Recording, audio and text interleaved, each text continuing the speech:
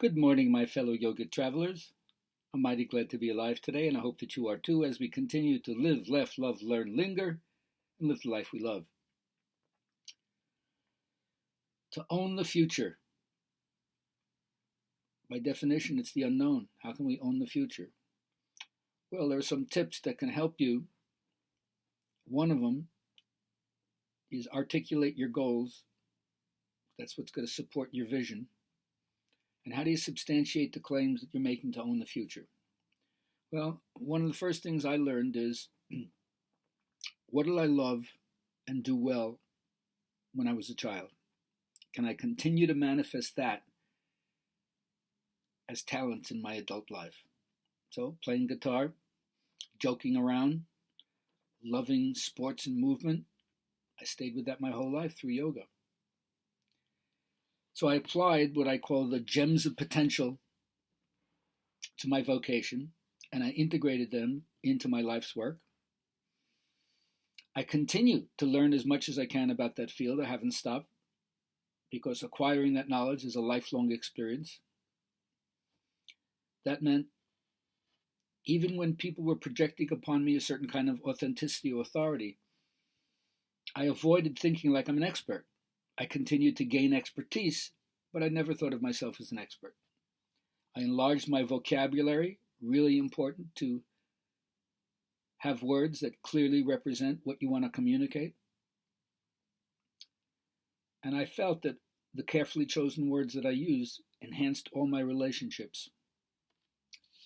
And that's the way I learned to own my own future. Now, the next day or two, I want to talk about myth and cosmos. Myth, totally false on the outside, totally true on the inside. Myths never were, but always are. And cosmos represents the Greek word for order, what prevents disintegration and fragmentation and a split between yourself and the rest of the world. Cosmos, having a story that coheres,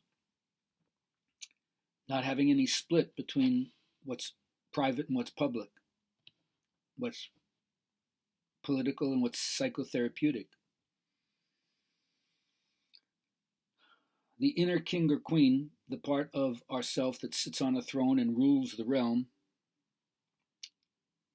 things can't get better by simply sitting in your chair. You can't express your generativity without getting involved in something.